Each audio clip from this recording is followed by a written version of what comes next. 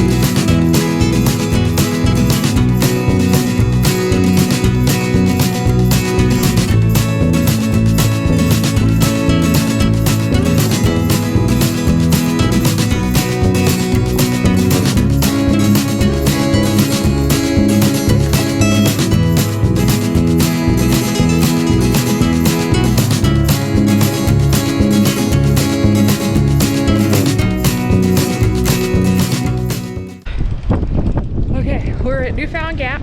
It's the Tennessee-North Carolina border. We're about 7 miles from Clingmans Dome.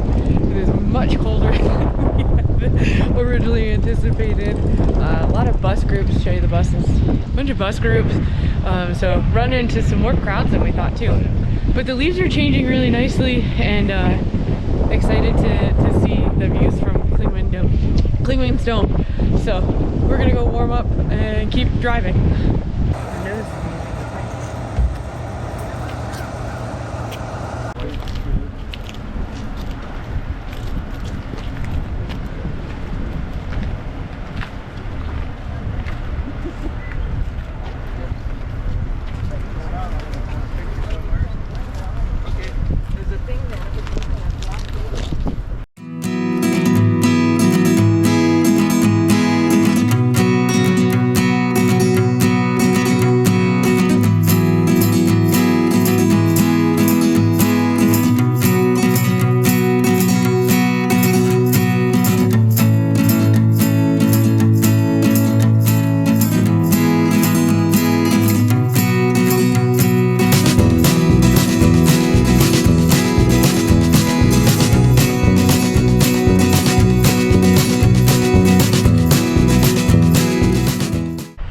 We made it to Clingmans Dome.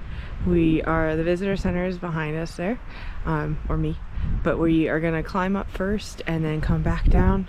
A little tough to see anything, but we'll see what we can see when we get to the top. Making the trek up to Clingmans Dome.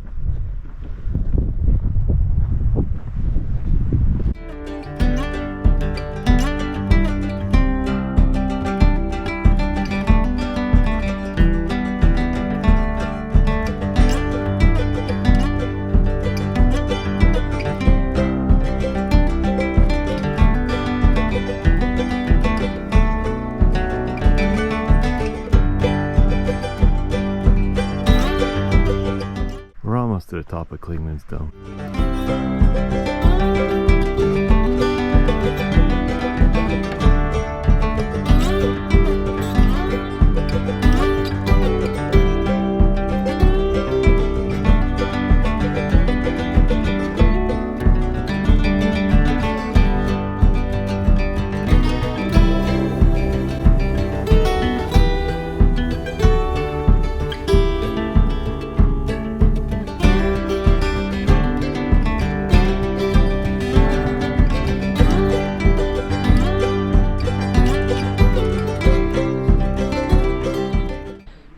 Made it to the bottom of Clingmans Dome Tower. We're gonna head up, see what we can see. As you can see, it's a bit of a cloudy day, but it was a nice steep hike up here. So let's keep going up the ramp.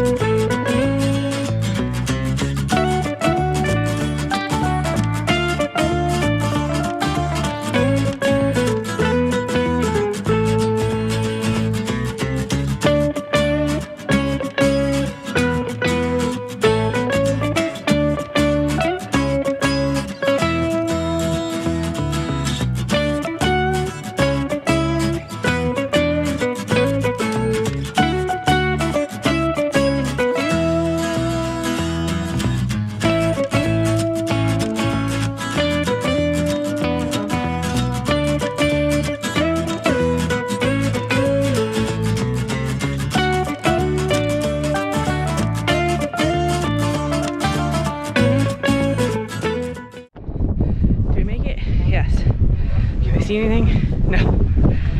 Here's a 360.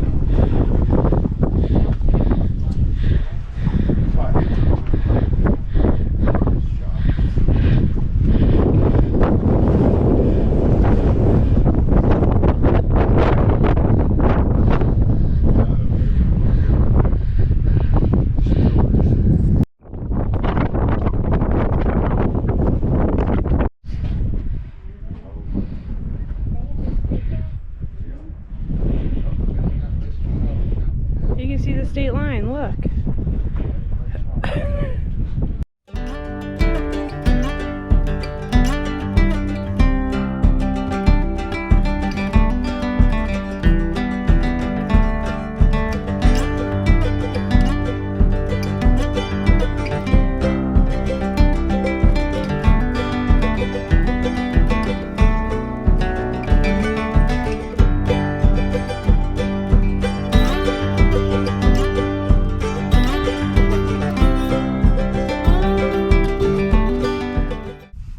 Just finished up Clingmans Dome.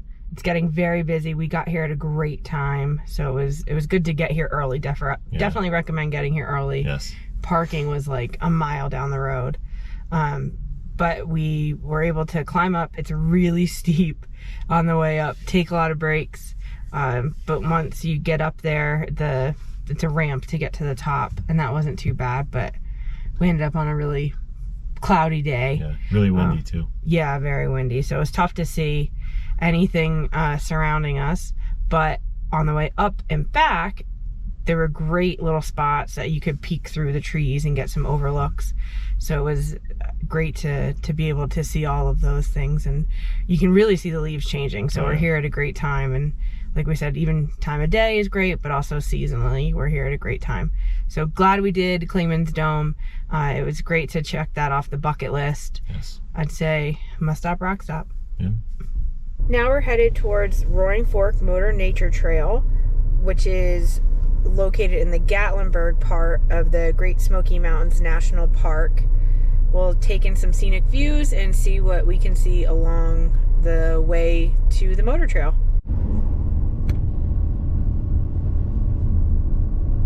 We just arrived in Roaring Fork Motor Nature Trail. This is a 5.5 mile long one-way loop road located in Great Smoky Mountains National Park. It's actually named after Roaring Fork Stream, which is one of the larger and faster flowing streams in the park. And it's going to offer us glimpses of old growth forest, some well-preserved log cabins, grist mills, and other historic buildings. So let's see what we can see along the way.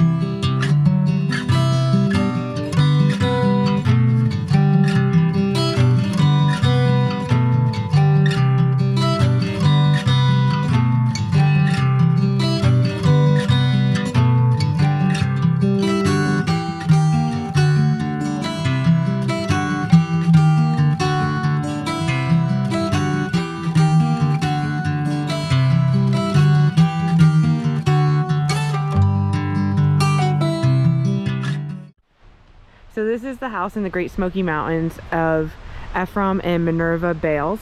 They lived with their 9 children in this tiny little house. This part right here is where they all lived. This was where they slept and, you know, lived. Their playground was the Smoky Mountains. This section over here is the kitchen, and that house down there is the corn crib. So this is the front of the house, and there was a back porch, but that's now missing. But this is where they live. They own 70 acres, and 30 acres of it they cultivated.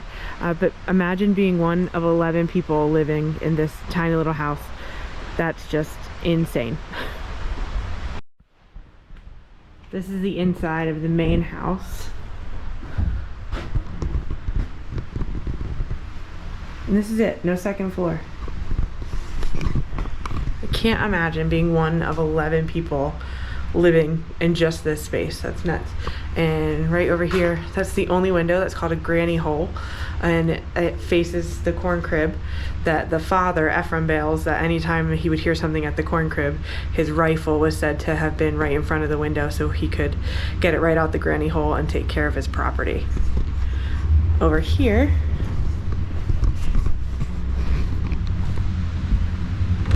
show you across. It's really dark in here, but this is the kitchen. The whole area. So not even a window in the kitchen, but a tiny little house for 11 people.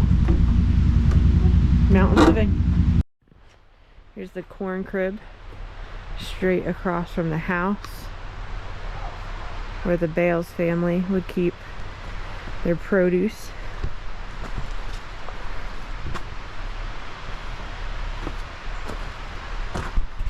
You can open up the front window and actually still see the corn husks from their time.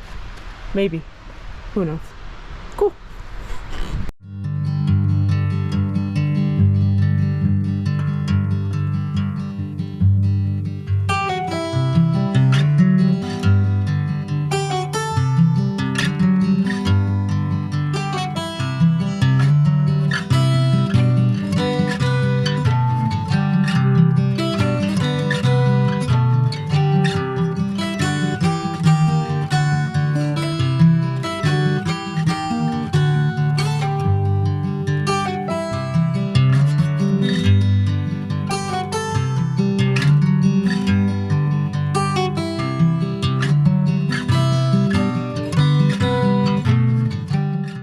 This is the house of Alfred Reagan. It's one of the only painted houses on the motor trail. He went to Sears Roebuck and bought every color paint that they had available. So he ended up with blue and yellow and white to paint his house.